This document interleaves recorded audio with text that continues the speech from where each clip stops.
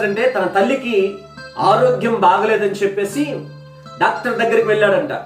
Doctor గారు ఇదిగో నా తల్లి ఇక చావు బ్రతుకులో ఉన్నటువంటి ఏదో ఒక మందులు ఇచ్చేసి ఆమెను బ్రతికించండి, ఆమెకు శక్తిని తెప్పించండి అని చెప్పేసి డాక్టర్ దగ్గరికి వెళ్ళాడంట. వెంటనే డాక్టర్ గారు కూడా చూసేసి ఆ తల్లిని చూసేస్తాయా అవన్నీ మందులన్నీ రాసేసి ఇదిగో ఈ యొక్క టానిక్ నువ్వేం చేస్తావంటే ఇదిగో ఈ టానిక్ ఇచ్చేటప్పుడు నువ్వేం చేస్తావంటే ఈ టానిక్ ను బాగా ఊపి టానిక్ పోయి అని చెప్పాడట తల్లికి.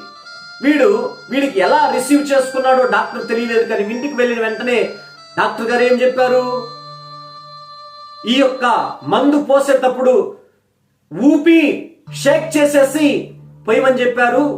పిల్లరా, ఆ మందు పైన కూడా షేక్ వెల్ బిఫోర్ యూస్ అని ఉంటది. మీరు వాడే ముందు ఈ మందుని మీరు ఒకసారి 2 సార్లు అది బాగా ఊపి మందు త్రాగమని ఉంటది.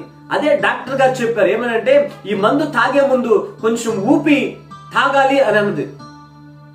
ఇతడు ఎలా రిసీవ్ చేసుకున్నాడంటే ఇంటికి వెళ్ళాడు. ఇంటికి వెళ్ళిన తర్వాత ఆ టానిక్ పోయాలి కాబట్టి వారి మమ్మీని చేతులు తీసుకొని తల్లిని బాగా ఊపాడంట. ఊపేసి చివరికి ఆ మందు పోస్తుంటే మందును లోపలికి పోవట్లేదు. గల కారణం ఏంటంటే వాళ్ళ మమ్మీ ఇతను ఊపేటప్పుడే చచ్చింది. చచ్చేసింది. స్పీడ్ గా ఊపేశాడంట, చచ్చిపోయేసింది. మందు పోస్తుంటే ఇది అవ్వలేదు. వెంటనే డాక్టర్ దగ్గరికి వెళ్ళాను. మరలా డాక్టర్ గారు ఇదిగో మీరే చెప్పారు కదా ఈ మందు పోసేటప్పుడు బాగా ఊపమని చెప్పేసి నేను మా అమ్మని చేతుల్లోకి తీసుకుని బాగా ఊపాను డాక్టర్ గారు, మందు పోస్తుంటే మా అమ్మ చనిపోయి ఉంది. ఒరే వెర్రి వెంగలప్ప, ఎవర్రా నీవు? నేను చెప్పింది ఏంటో తెలుసా, ఈ మందుని ఊపాలరా నాయనా. ఈ యొక్క టానిక్ నువ్వు ఏం చేయాలంటే షేక్ వెల్ బిఫోర్ యూస్, ఇది వాడే ముందు దీన్ని ఊపి నీ తల్లికి పోయాలరా.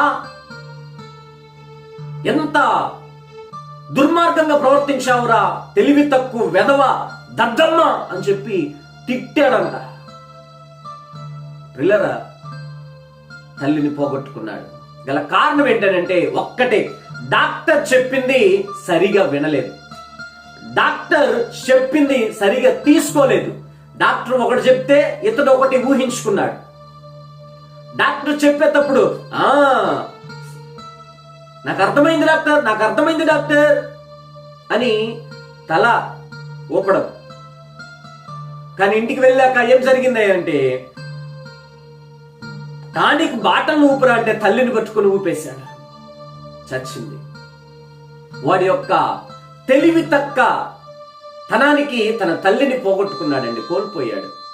నేనేమంటున్నానంటే ఈ దినాన నువ్వు ఏమి వింటున్నావో జాగ్రత్తగా చూసుకో. వినేది ప్రతిదీ అది జాగ్రత్తగా చూసుకోవాలి.